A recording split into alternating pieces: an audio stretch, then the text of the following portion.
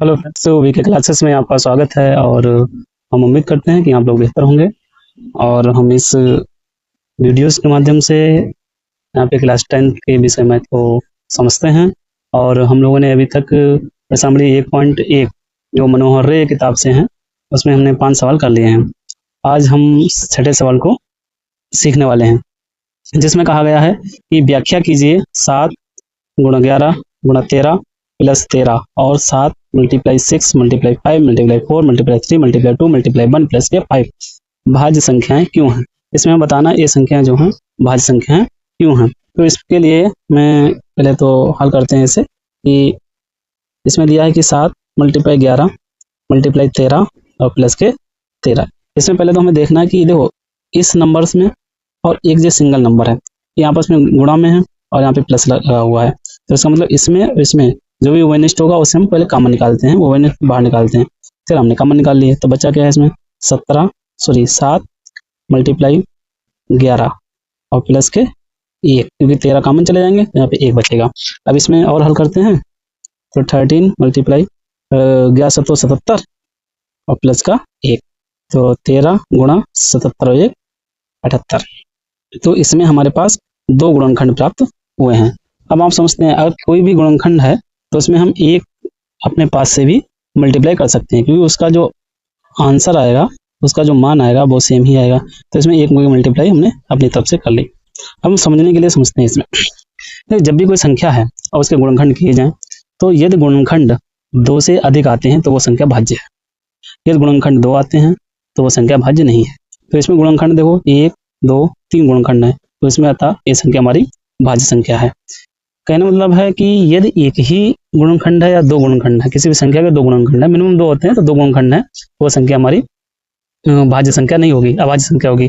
जैसे अगर हम कोई अभाज्य संख्या लें, रफ्कार कर लेते हैं यहाँ पे, यदि हम कोई अभाज्य संख्या लें जैसे मान लो 13 है तो 13 हमारी एक अभाज्य संख्या है। अगर इसके हम गुणनखंड निकालने की कोशिश करेंगे तो इसमें 1 निकलेगा और जो है 30 निकलेगा। सिर्फ इसके 2 ही गुणनखंड निकल सकते हैं, तो ये संख्या हमारी अभाज्य संख्या है। इसी प्रकार से 17 है, एक अभाज्य संख्या है। अगर इसका हम गुणनखंड करना चाहेंगे तो इसका एक 1 होगा और एक 17 होगा। तो हमारे सिर्फ 2 ही संख्या होंगी जो इसके गुणनखंड होंगी।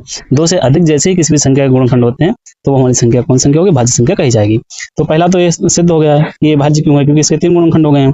इसी प्रकार अगर हम अगले को देखते हैं जिसमें 7 दिया हुआ है, 6 दिए हुए हैं, 5 दिया हुआ है, 4 दिया हुआ है, 3 दिए हुए हैं, 2 दिए हुए हैं, 1 है और साथ में हमारे पास 5 है। इसमें देखिए 5 जो है हमारे कॉमन है, तो इसमें 5 पहले हम कॉमन निकाल लेते हैं। हमारे पास 7 बचेंगे, 6 बचेंगे, 4 बचेंगे, 3 बचेंगे, 2 बचेंगे, 1 बचेगा और इसमें कॉमन चला गया है तो 1 बचेगा। और इसे हल करेंगे तो इधर 5 हैं और तो जो हमारे पास जो है मल्टीप्लाई कर लेंगे इसकी, तो लगभग इसका मान आएगा 1008 और प्लस का 1 हमारे पास इधर है, तो 5 मल्टीप्लाई इसे ऐड हो जाएंगे जी तो 1009। इसको भी हम 1 से मल्टीप्लाई अपनी तरफ से कर सकते हैं कि किसी भी गुणनखंड में अगर हम 1 से मल्टीप्लाई करते हैं तो आप समझिएगा उसका आंसर जो है कोई अंतर नहीं आने वाला है, आंसर आपका वही रहेगा। तो यहाँ पे देखो हमने क्या देखा कि इसके भी हमारे कितने गुणनखंड हो गए, 3। इसके जो है अभाज्य गुणनखंड 3 है, 1 2 3। तो ये भी संख्या हमारी कैसी संख्या होगी, एक भाज्य संख्या होगी। यदि 2 गुणनखंड रहते तो वो संख्या हमारी अभाज्य होगी। फ्रेंड्स आप लोग समझ रहे हैं, इस प्रकार से हम किसी भी सवाल में देख सकते हैं कि वो संख्या हमारी भाज्य संख्या होगी या नहीं होगी। इसी प्रकार जो हमारा अगला सवाल है, हमारे पास अगला सवाल है जो सवाल नंबर 7 है, जिसमें दिया है कि नीचे दी गई आकृति में x तथा y के मान ज्ञात करो। सवाल देखने में जितना टफ है उतना ही ये सवाल आसान है, बहुत ही आसान सवाल है, कुछ नहीं करना है इसमें। देखिए इसमें हमें x के 2 गुणनखंड इन्होंने दे रखे हैं, एक हमारे पास 3 दे रखा है, एक हमारे पास 7 दे के रखा है। तो इसका मतलब x का तो मान हमें स्पष्ट दिख रहा है कि x इक्वल टू जो रहेगा, x बराबर रहेगा हमारे पास, x बराबर रहेगा 3 मल्टीप्लाई 7 यानी कि 7 3 21।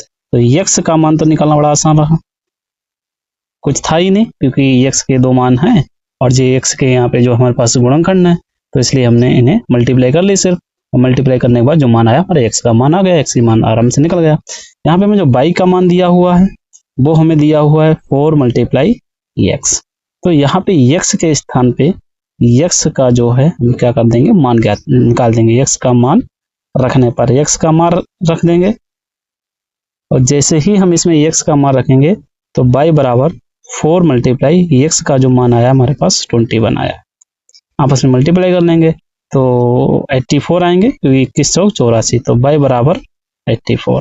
तो हमारा जो y का मान आया है वो 84 आया है। x का मान जो था वो हमारे पास 21 आया है और y का मान 84 आया है। बहुत आसान सवाल था और बहुत बढ़िया सवाल है। और इसी प्रकार हम जो अगला सवाल है हमारे वो है, इस सवाल में जो दिया हुआ है कि 18 और 117 का HCF को 18m माइनस के 117 के रूप में दर्शाया गया है। m का मान ज्ञात कीजिए। यदि 18 और साथ ही साथ 18 117 का एलसीएम ज्ञात करना है। तो इस सवाल को हल करने के लिए सबसे पहले हम 18 के अभाज्य गुणनखंड करेंगे। संख्या 2 से कट जाएगी, 2 में 18, फिर संख्या 3 से कटेगी, 3 3 9, 3 एकम 3। 117 के अभाज्य गुणनखंड कर लेते हैं। ये संख्या 3 से कटेगी, 3 3 3 9, इसमें 2 बचे, 27 हो गए, 3 9 27। फिर 3 से काटेंगे, 3 एकम 3, 3 3 9, 13 से कटेगी, 13 एकम 13। तो इसके जो अभाज्य गुणनखंड होंगे, अभाज्य गुणनखंड कौन कौन सी संख्या है? एक तो 18 के 2 मल्टीप्लाई 3 मल्टीप्लाई 3। इसके बाद 117 के अभाज्य गुणनखंड 3 गुणा 3 गुणा 13। अब इसे हम पहले तो इसमें हमसे कहा गया है कि एचसीएफ को इतने के रूप में व्यक्त किया है, तो इसका पहले एचसीएफ निकालना पड़ेगा। तो एचसीएफ निकालने के लिए इसमें सबसे जो वनिष्ठ संख्या रहती है, दोनों में जो वनिष्ठ रहेगी, कॉमन रहेगी, वह इसका एचसीएफ होगा। तो 2 बार 3 इसमें है, 2 बार 3 इसमें है, तो इसका जो एचसीएफ रहेगा वो 3 मल्टीप्लाई 3, यानी कि 3 3 9। ये इसका जो है एचसीएफ आ गया। एलसीएम ज्ञात करने के लिए बहुत आसान विधि है। सबसे पहले जो कॉमन है दोनों में उन्हें लिख लेते हैं, 3 मल्टीप्लाई 3। उसके बाद जो एक्स्ट्रा रह जाते हैं, जो शेष बचे हैं, उन्हें लिखा जाएगा। तो इसमें क्या क्या बचे हैं? एक तो 2 बचे हैं, उसके बाद 13 बचे हैं।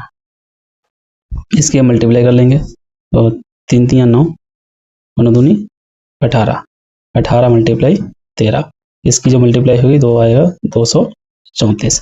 ये इसका जो है एलसीएम आ गया। तो हमसे एक बार एलसीएम भी पूछा गया था कि साथ ही साथ इसका एलसीएम ज्ञात करो, तो एलसीएम तो ज्ञात हो चुका है। इसके बाद कहा गया है कि यदि इनके एचसीएफ को 18m माइनस के 117 के रूप में दर्शाया गया है, तो अतः 18m माइनस के 117 बराबर कितना आया इसका एचसीएफ? 9 के रूप में दर्शाया गया है। इसमें यहाँ पे भी लिख सकते हैं प्रश्नानुसार, प्रश्नानुसार। अब इसे हल करेंगे, ये माइनस का है, उधर जाके प्लस का हो जाएगा।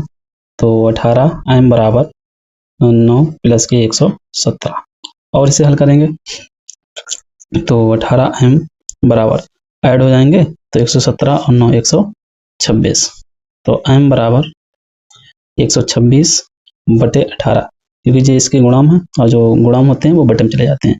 तो 18 एकम 18, 18 सत्ते 126, तो m बराबर 7।